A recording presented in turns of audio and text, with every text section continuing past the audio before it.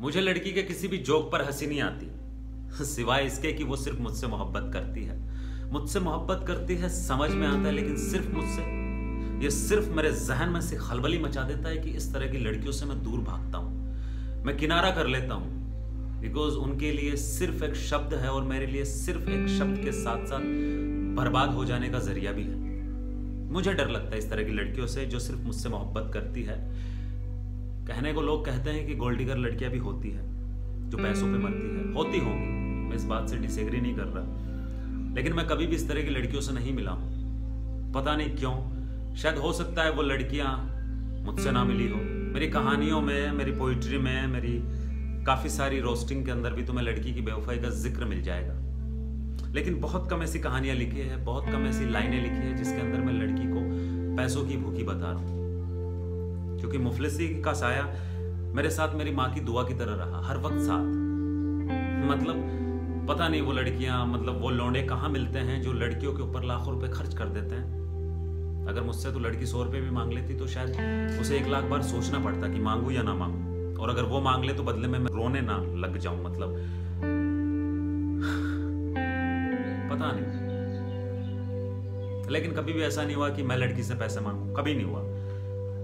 मैं लड़की के साथ कभी भी पानी पूरी नहीं खा पाया क्योंकि मेरे पास पैसे नहीं होते थे, और लड़की पैसे दे ये बात मुझे बिल्कुल भी मंजूर नहीं थी। ऐसा नहीं है कि मैं लड़कियों के साथ डेट पे नहीं गया, गया हूं। ऐसा नहीं है कि मैं गार्डन नहीं घूमा, ऐसा नहीं है कि मैं किसी मॉल में नहीं गया, गया, पर कभी पैसे नहीं हुआ करते थे। और लड़की से मांगने में जो मुझे शर्म आती थी, लेकिन जैसे ही शाम ढलती मैं लड़की से शराब के लिए पैसे जरूर मांग लेता था।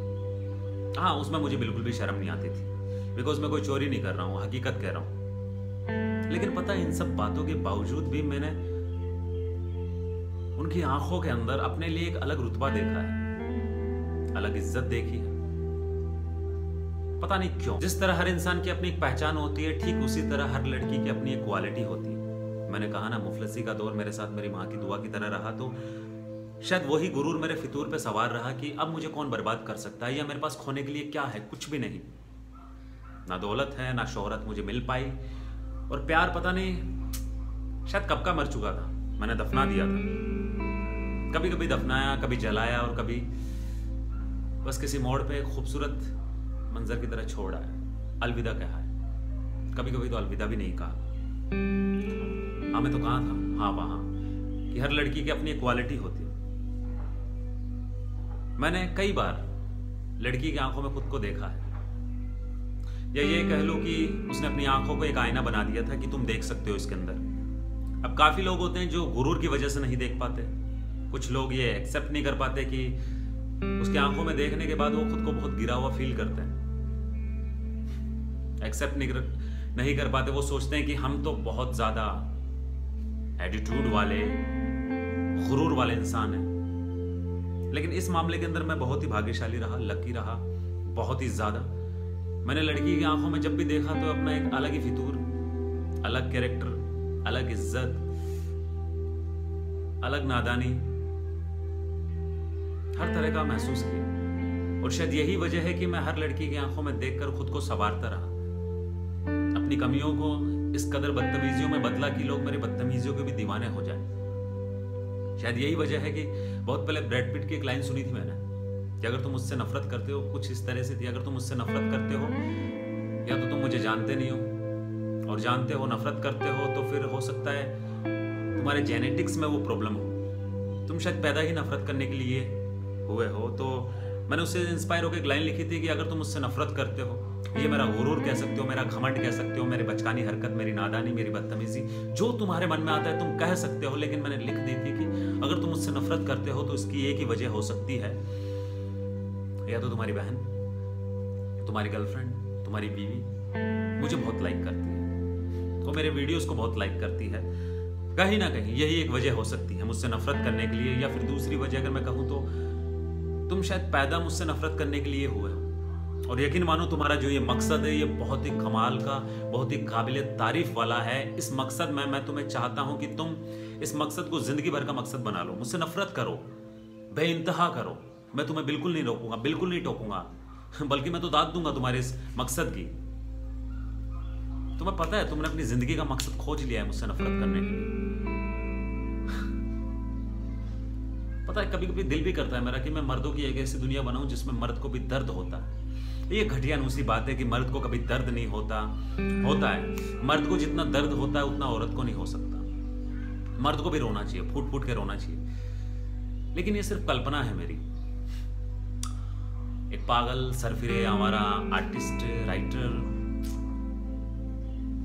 कहानियां सिर्फ कहानियां। और जब भी मैं किसी अनजान लड़के से मिलता हूं तो शुरुआत के अंदर वो लड़की मुझे या तो आवारा समझती है या कभी कभी गंवार भी समझ लेती है, बेवकूफ, सब कुछ समझ लेती है। लेकिन पता नहीं ये कौन सी रहमो करम है मेरे पर, किसका हाथ है, मैं खुद नहीं जानता कि कुछ देर बात करने के बाद लड़की थोड़ी बहुत ही सही मुझे इज्जत देने लग जाती है, कहीं ना कहीं मुझे लाइक करने लग जाती है।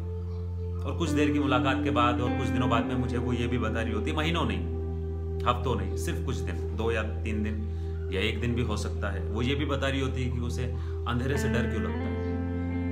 मैंने कभी नहीं जानना चाहा कि उसे अंधेरे से डर क्यों लगता है, बस वो खुद बताती है। वो अपने दिल की हर एक बात बताना चाहती है, पता नहीं क्यों। वो ये भी बता देती है कि उसकी माँ उससे कम उसके भाई से ज्यादा प्यार करती है, पता नहीं क्यों। मेरी यही बदतमीजी, यही पागलपन, यही बेवकूफियों की वजह से मेरे ज्यादा रिश्ते नहीं चले। हफ्ते, 2 हफ्ते, 5 दिन, 10 दिन, महीने भर में रिश्ते टूटते रहे, लोग अनजान बनते रहे। लेकिन कुछ लड़कियां हैं जो आज भी मेरी फिक्र करती हैं, शायद वो मुझसे भी ज्यादा जानती हैं। और ये बात उन्होंने मुझे नहीं बताई, मेरे दोस्तों ने बताई है, बिकॉज मैं कपड़े कम बदलता हूँ, नंबर ज्यादा बदल लेता हूँ। अजीब सा डर लगता है मुझे, एक रिश्ता जब ज्यादा दिनों तक चल जाता है ना, बहुत बेचैनी सी होती है, खोने का डर लगा रहता है। मुझे अब तक याद है जब पहली बार मेरी हाथों की उंगलियों के अंदर एक लड़की ने सिगरेट देखी थी, उसने ये कहा था कि सिगरेट अच्छी नहीं लगती, कलम ज्यादा अच्छी लगी। कलम पकड़ ली, छोड़ के चली गई। आज जब शराब की बोतल लिए भटकता हूँ तो सोचता हूँ कि काश उस दिन उसकी बात का यकीन ना किया होता। लोग बहुत आसानी से आंखों में आंखें डाल के, प्यार का सहारा लेके, लिबास को उतार के, बिस्तर में लेट के बहुत झूठ बोलते हैं। और सबसे ज्यादा झूठ जो बोले जाते हैं नंगे बदन बिस्तर के अंदर बोले जाते हैं। ये मेरा पर्सनल एक्सपीरियंस है, हो सकता है मैं गलत भी हूं क्योंकि हर किसी का पर्सनल एक्सपीरियंस अलग होता है। लाइक वैसे ही और जो मैंने जिक्र किया है कि कुछ लड़कियां मेरी फिक्र करती हैं, उनमें किसी की बीवियां भी आती हैं, कुछ लोगों की, ज्यादा की नहीं, पता नहीं, लेकिन पता चलता रहता है कि कुछ लड़कियों ने शायद उनके बेटों के नाम मेरे पे रखे हैं। पता नहीं क्यों रखे हैं, मुझे खुद का नाम कभी भी पसंद नहीं आया। पता नहीं किसने रखा था, मुझे ठीक से याद भी नहीं। सच कहूं तो मुझे ये भी याद नहीं है मेरी बर्थ डेट होती है ना, वो क्या होता है, वो कब है, बस ऐसे ही। एक बार कुछ हादसा हुआ था तो सोचा चलो इस दिन अगर बच गया तो आज से ही दिन रख लेते हैं, किस दिन से, वैसे 10 मार्च है। और जो लोग जिनसे मैं कभी नहीं मिल पाया, जो शायद मुझसे कनेक्ट हो पाए हैं, कुछ लड़कियां जो मुझसे कनेक्ट हो पाई है मेरे वीडियोस के जरिए, शायरी के जरिए, कहानी, स्टोरी टेलिंग, रोस्टिंग से लोग आपको देखते हैं लेकिन कनेक्ट नहीं हो पाते हैं।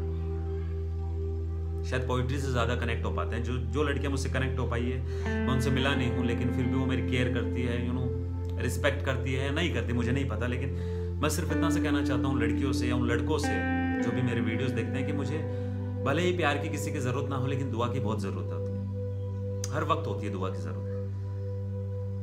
तो बस फिर भी मैं कह देता हूं कि प्यार और दुआ की बहुत जरूरत है मुझे। अगर दिल करे तो दोनों की दोनों दे देना,